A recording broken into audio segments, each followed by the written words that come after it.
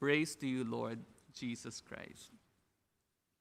Good evening, my dear brothers and sisters. Every Tuesday this Lent, I am conducting Bible studies with teens and young adults separately. And I'm so grateful for that because I also get to hear the wisdom of our young people. Very often you hear what I know and how I understand things, meaning you hear my perspective and reflection. But I don't get to hear you, and especially our young people, whom I have always believed have so much wisdom and have so much to contribute to our church. So for this week's homily, I am giving credit to the Bible study group this past week led by Grant Strun.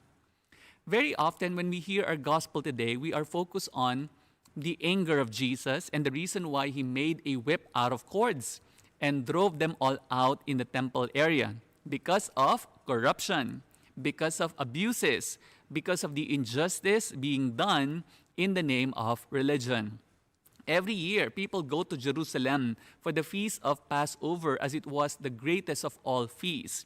Even the Jews scattered all over the world desired to go to the temple, for it was their ancestral land. And it was the dream and aim of every Jew, no matter in what land he stayed, to celebrate at least one Passover in Jerusalem in his or her entire lifetime. And so together with this pilgrimage is the offering of the temple coins and animals for sacrifice. Coming from another country, pilgrims have to change their currencies to the temple coins. Foreign currencies were considered unclean, so the money changing was a needed service. Unfortunately, these money changers demanded 1/6 of the value of their coin as their commission, even from the poor people who already had to pay 1.5 days of their daily wage as their annual temple tax. What especially enraged Jesus was not that a fee was being collected, but that the amount being charged to the poor was exorbitant and hence unjust. It was a rampant and shameless social injustice, and it was being done in the name of religion. And then you have the merchants selling animals and birds for sacrifice, a legitimate and helpful service at first instance, since to transport animals from one country to another would be too much of a work for pilgrims. Unfortunately, the merchants sold the animals and birds for sacrifice at unjust and exorbitant prices, 18 to 20 times the regular price outside the temple. And worse, the animal inspectors, bribed by the merchants themselves, disqualified even the healthy animals brought by poor shepherds and farmers for sacrifice, so that they could be forced to buy from the merchants themselves. And so, what enraged Jesus was not that there were merchants there, no, but that the unjust extortion and grave injustice and blackmailing of poor and humble pilgrims was a glaring social injustice aggravated by the fact that it was perpetrated in the name of religion.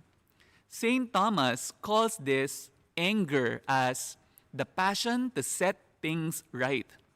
Jesus saw the corruption and the grave injustice being done in the temple to the poor ones, and so he got angry and he wanted to set things right.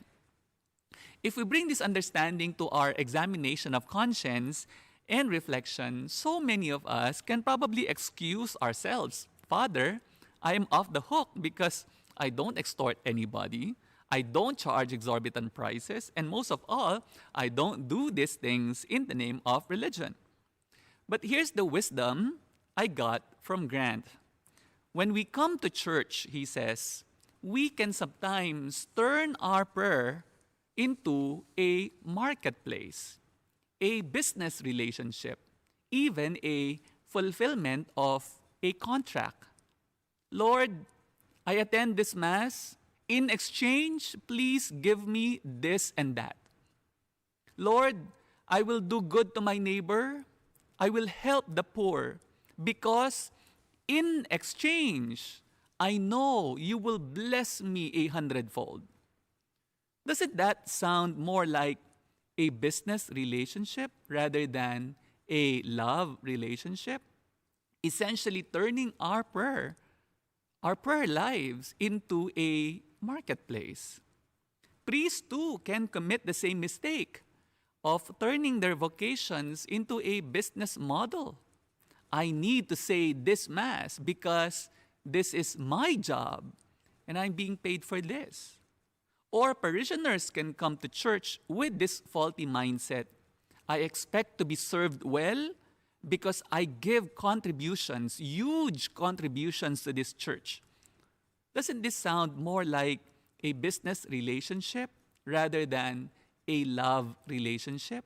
Essentially turning our spiritual lives, our church lives, also into a marketplace. Friends, while there are no more sheep or cattle in the church, or no more animal sacrifices as part of our religious rituals, we also need to be careful with the temptation of turning our prayer and spiritual lives into a marketplace. Our relationship with the Lord is not a business relationship. It is, and it must be, a love relationship. We do things not because we will receive something in return, but because we love and we love God. When we all learn this, we will not, quote unquote, sell Jesus for a quarter. Several years ago, a priest from out of state accepted a call to a church in Boston, Texas. Some weeks after he arrived, he had occasion to ride the bus from his house to the downtown area. When he sat down, he discovered that the bus driver had mistakenly given him a quarter too much in change. As he considered what to do, he thought to himself, you'd better give the quarter back. It would be wrong to keep it. And then he thought of, oh, forget it. It's only a quarter. Who would worry about this little amount? Anyway, the bus company gets too much fare. They will never miss it. Accept it as, quote unquote, a gift from God, and so keep quiet. When his stop came, he paused momentarily at the door and then handed a quarter to the driver and said, here, you gave me too much change. The driver with a smile replied, aren't you the new priest in town? Yes, he replied. Well, I have been thinking a lot lately about going somewhere to worship. I just wanted to see what you would do if I gave you too much change. I'll see you at church next Sunday.